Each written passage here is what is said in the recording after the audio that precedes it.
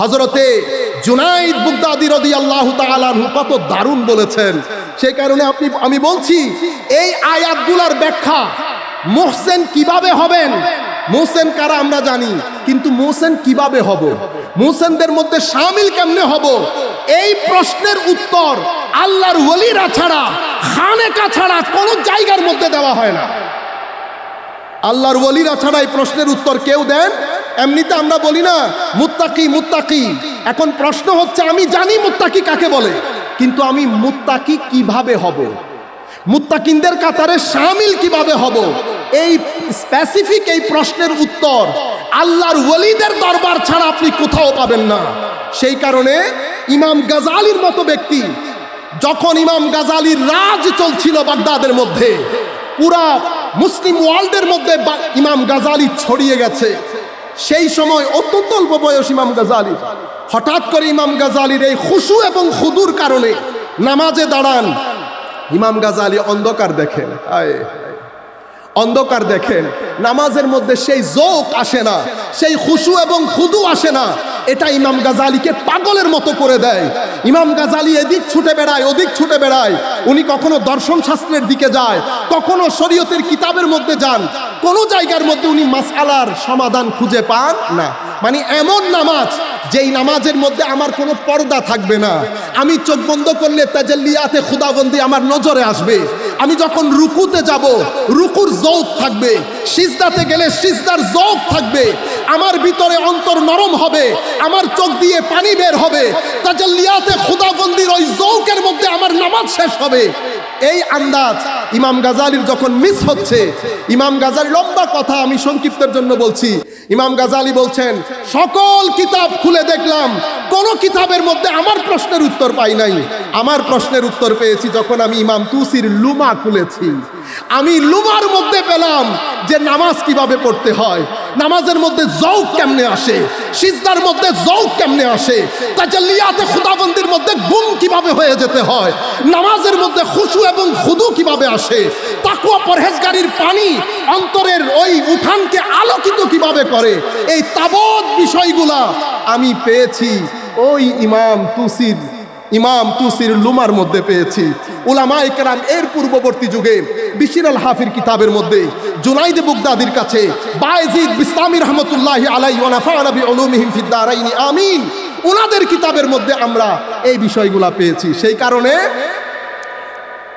পৃথিবীর বুকে কোন আলেম, আমি যেহেতু এই বিষয় আমার আকীদা, আমার বিষয় ইলমুত তাসাউফ, মোটামুটি আমার একটা এরিয়ার জায়গা, আমার এরিয়া অফ মাই স্টাডি, ইলমে তাসাউফের ইতিহাসের মধ্যে যাকে আমরা অনেক উগ্র হিসেবে জানি, ইবনে তাইমিয়া, উনি পর্যন্ত ইলমুত তাসাউফকে অস্বীকার করার দুঃসাহস দেখাইতে পারেন না।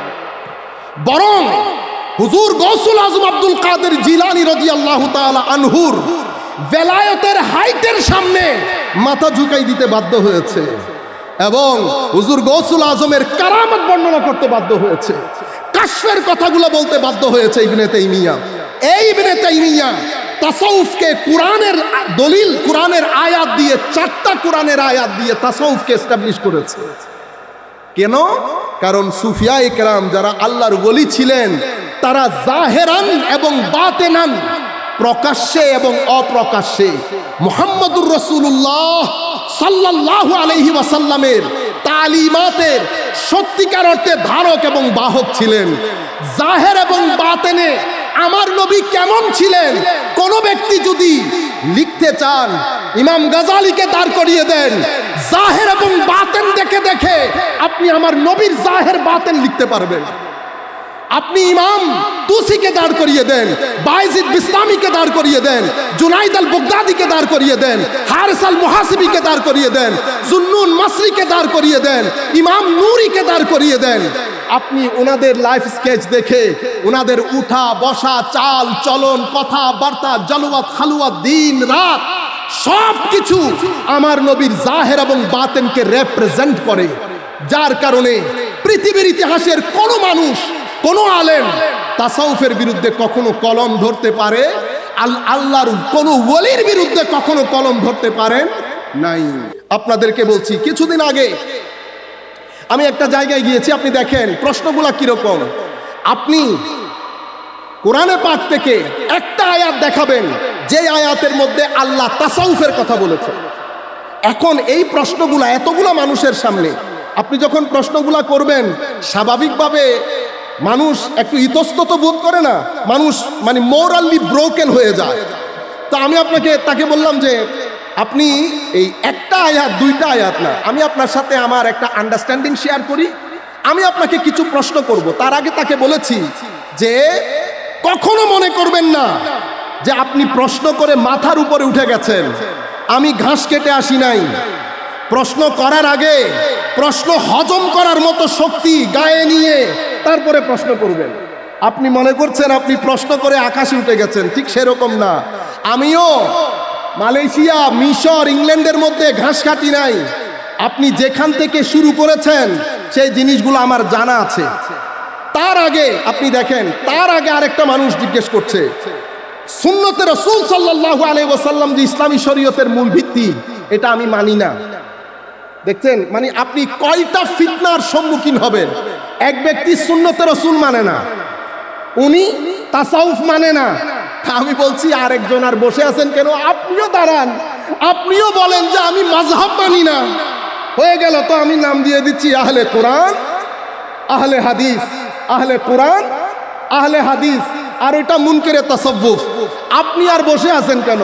তো উনি দাঁড়াই বললেন, আচ্ছা আমি যদিও আমি মাযহাবের বিরোধী না, তো তবু আমি বলছি প্রশ্ন একসাথে উত্তর দিয়ে দেন। তো আমি আপনাকে বললাম, আমি আগে আপনাদের প্রশ্নের ব্যাকগ্রাউন্ড বলি, এটা আমি ইচ্ছে করে আপনাদের সম্মুখে বলছি আপনাদেরকে জানান দেওয়ার জন্য। গতকালকেও একজন প্রফেসর সাহেব এক ব্যক্তির নাম উল্লেখ করে বলছেন যে সুন্নতে রাসূল যেটা হাদিস বলেন, এটার কি আসলে কোনো গ্রহণযোগ্যতা আছে?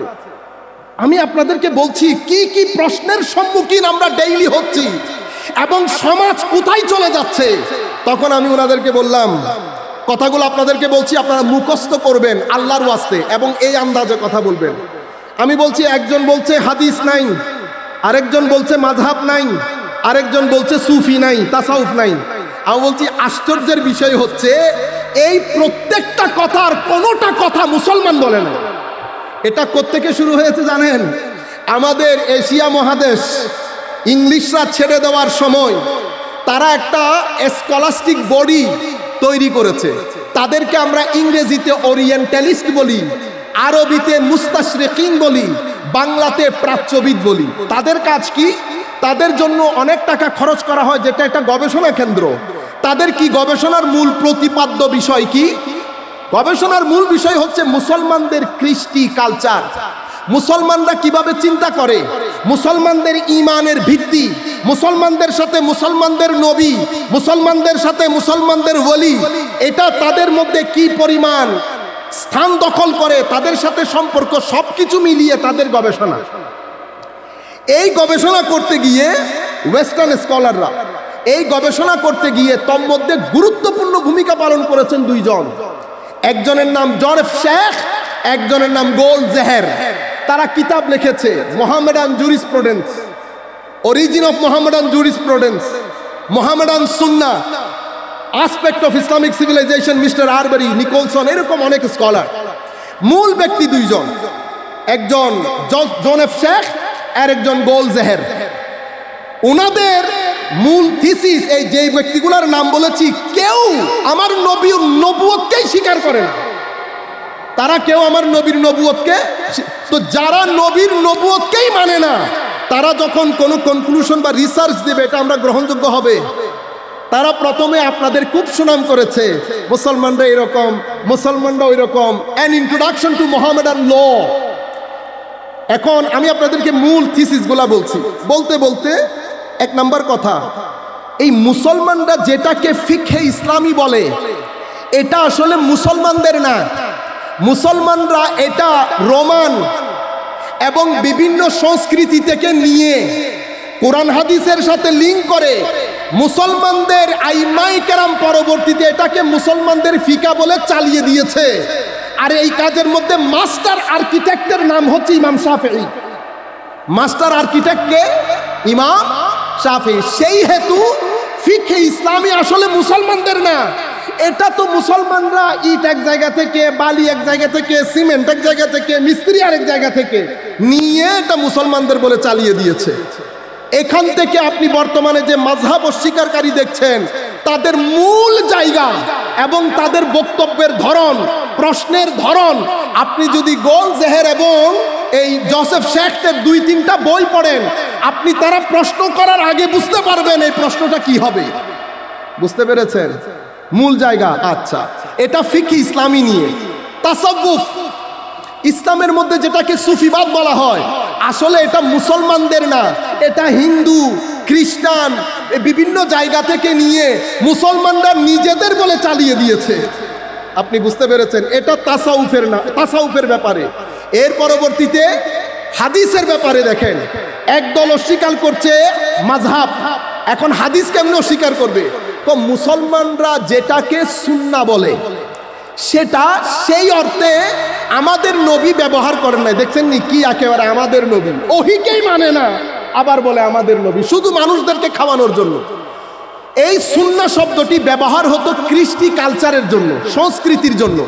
সেটা পরবর্তীতে সাহাবায়ে কেরামের অনেক পরে গিয়ে এটা কেউ কেউ ব্যবহার করে, কিন্তু মূল সুন্নতের ব্যবহার শুরু করে ইমাম শাফেঈ। এই কারণে ইমাম শাফেঈকে ওনারা নাম দিয়েছেন মাস্টার আর্কিটেক্ট। Master architect. এখন আপনি কি দেখলেন? আমাদের কোনো ফিকা নাই, আমাদের কোনো হাদিস ইসলামের কোনো বিষয় না, এটা ভ্যালিড না, ভ্যালিড অথরিটি না। সুন্নতে রাসূল ইসলামের কোনো ভ্যালিড অথরিটি না। আরেক দল ফিকা মানে না। এই যে তাবত পুরা থিসিস, এটা আমি মুসলমান কে বলছে না বলছে আমি ওদিকে যাচ্ছি না। আমি আপনাদেরকে বলছি মূল জোয়ারের পানি প্রবাহিত হয়েছে কোত্থেকে? ওই ওয়েস্টার্ন স্কলারদের কাছ থেকে। তারা যখন আমাদেরকে ছেড়ে চলে যায়, স্কলাস্টিক বডি রেডি করে, ওখান থেকেই এই যে যারা সুন্নতে রাসূল অস্বীকার করে, কিছুদিন পর্যন্ত তাদের আনাগুনা এত বেড়ে গেছে বলার মতো না। আমি কিছুদিন বলতে 5-6 বছর হয়ে গেছে, এখান থেকে একজন অধ্যাপক গিয়েছেন ঘটনা চক্রে। আমি গোল জেহেরের বইটা তখন পড়া শুরু করেছি। আল্লাহর মেহেরবানি দেখেন, উনি ঠাস করে উঠলেন। ওঠার পরে, কারণ উনি মনে করেছেন মাদ্রাসার ছাত্র, স্বাভাবিকভাবে উনি 2-3 লাইন ইংরেজি বলবেন, আমি ভয় পেয়ে যাব, ঠিক না? কিন্তু ঘটনা তো ওরকম না। উনি আমাকে একেবারে বড় অহংকার নিয়ে, বুঝতে পেরেছেন, কারণ সেকুলার এডুকেটেড, আমরা যারা ধর্মীয় শিক্ষায় শিক্ষিত, আমরা একটু এমনিতে দুর্বল থাকি। কিন্তু উনি রং জায়গায় নক করে ফেলেছেন, উনি রং জায়গায় নক করে ফেলেছেন। উনি আমাকে বলছেন, মানে কি আন্দাজ উনার বলার, একজন প্রফেসর মানুষ। উনি আমাকে বলছেন, সুন্নত রাসূল আপনারা এই যে ইসলামের সেকেন্ডারি ইস্যু বলেন, সেকেন্ডারি এটাকে সোর্স বলেন, এটা তো অমুক জায়গায় ছিল না, সমুক জায়গায় ছিল না, কৃষ্টি কালচার। বলতে বলতে আনলাম, স্যার আপনি when you stop you just let me know, আপনি যখন শেষ করবেন আমাকে বলবেন।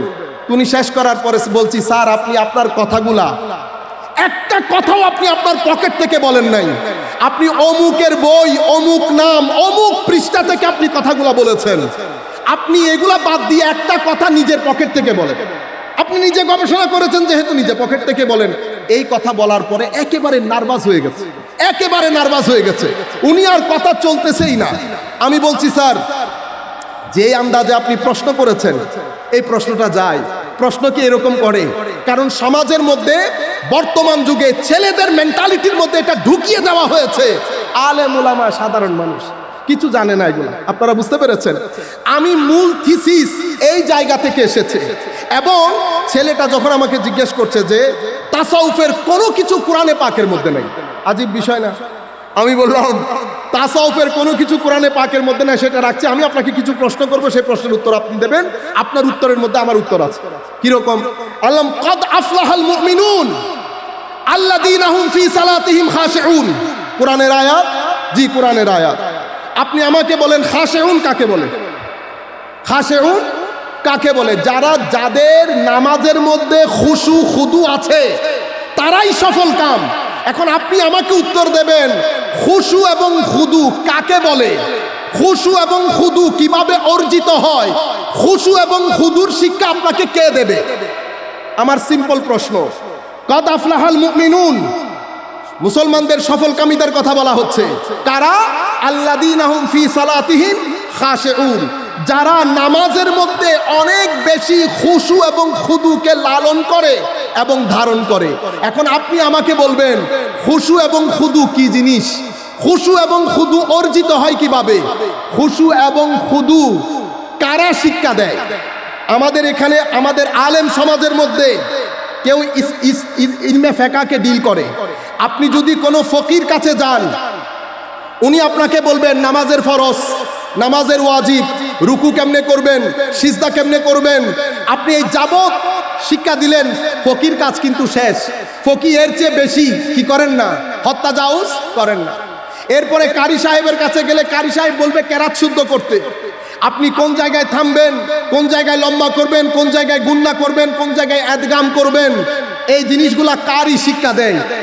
কারিরটা বলেছে, মুফতি সাহেবেরটা বলেছে। আর যেই সমস্ত মুফতিয়ানে কেরামের মধ্যে এলমে তাসাউফও আছে, তো উনারা দুইটা জিনিস একসাথে ডিল করেন। আমি জেনারেলি স্পিকিং।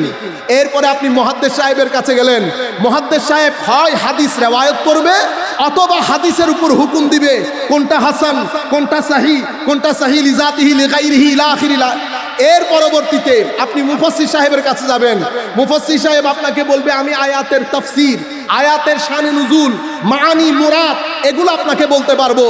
আপনি এখন আমাকে বলেন, এই যত আলেমের নাম বলেছি কেউ আমার প্রশ্নের উত্তর দেয় না, আপনি বলেন আমার প্রশ্নের উত্তর কে দেবে? আপনি না বুঝলে আমি তখন কোরআনের এই আয়াত পড়েছি, লাইসা আলাল্লাযিনা আমানু ওয়া আমিলুস সালিহাত ফীমা জুনাহুন ফীমা তাইমু। মুসলমানদের মধ্যে যারা ঈমান এনেছে, সৎকর্ম করেছে, তারা আগে যা কিছু খেয়েছে সেটার জন্য কোনো আল্লাহ রাব্বুল আলামিন ধরপাকড় করবেন না। ইজা মাত্তাকাউ ওয়া আমানু ওয়া আমিলুস সালিহাত, দুইবার আমানু এসেছে, দুইবার তাকওয়ার কথা এসেছে, দুইবার আমলে সালেহার কথা এসেছে।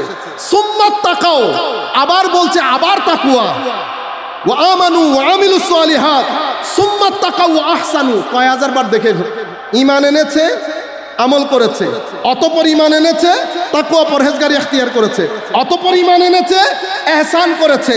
ওয়াল্লাহু ইউহিব্বুল মুহসিনিন, আল্লাহ মুহসিনিনদেরকে মহব্বত করেন। এখন আপনি আমাকে বলবেন মুহসিনিন কারা? বাংলার মধ্যে যখন আপনি মুহসিন আমরা অনুবাদ করি, আমরা কি করি? আল্লাহ সৎকর্ম পরায়ণদেরকে ভালোবাসেন। এই অনুবাদ যদি আপনি করেন এই আয়াতের, তো আয়াতের এক্সাক্ট অনুবাদ কখনো হবে না, কারণ বাংলার মধ্যে একটা সীমাবদ্ধতা আছে। আমার কাছে অন্য কোনো শব্দ নাই বিদায় আমি এই শব্দটা ব্যবহার করি, সৎকর্মপরায়ণ। কারণ বাংলা সীমিত, বাংলার তুলনায় আরবি অনেক এক্সটেন্সিভ, বিস্তৃত। বাংলার মধ্যে শব্দের সীমিত থাকার কারণে আমরা আরবির এক্সাক্ট অনুবাদ করা অনেক সময় সম্ভবপর হয়ে ওঠে না। সেই কারণে আমরা এই শব্দগুলো ব্যবহার করে সৎকর্মপরায়ণ বলি।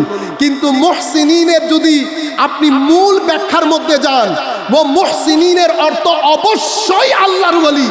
আল্লাহর ওলিরা ছাড়া এখানে আপনি সৎকর্মপরায়ণ বললে সুষ্ঠু অনুবাদ কখনো সম্ভবপর হবে না। কেন? আল্লাহ বলছেন লাইসা আলাল্লাযিনা আমানু ওয়া আমিলুস সালিহাতি জুনাহুন ফীমা তাইমু। আগে যা কিছু খেয়েছেন ঈমান আনয়নের পরে আপনার সেই গুনাহগুলা ক্ষমা হয়ে যাবে, আপনার কোনো গুনাহ হবে না। ইজা মাত্তাকাউ, যদি আপনারা বেঁচে থাকেন, ওয়া আমানু ওয়া আমিলুস সালিহাত। আচ্ছা, একবার ঈমান আনার পরে আরেকবার কি ঈমান আনা যায়? একবার আমলে সালেহার পরে কি আবার? আপনি তো বলে দিয়েছেন মাওলা। আমি আপনাদেরকে যে জিনিসটা বোঝাতে চাচ্ছিলাম, কিন্তু সেই আমাদের দ্বীনের যেই স্তম্ভ ঈমান, ইসলাম এবং ইহসান, এই তিনটা জিনিস হচ্ছে আমাদের দ্বীনের স্তম্ভ। কিন্তু অবিশ্বাস্যভাবে একদিকে সূর্য একেবারে অস্তমিত হচ্ছে আমাদের ঈমানের আকাশের মধ্যে, আমাদের ঈমানের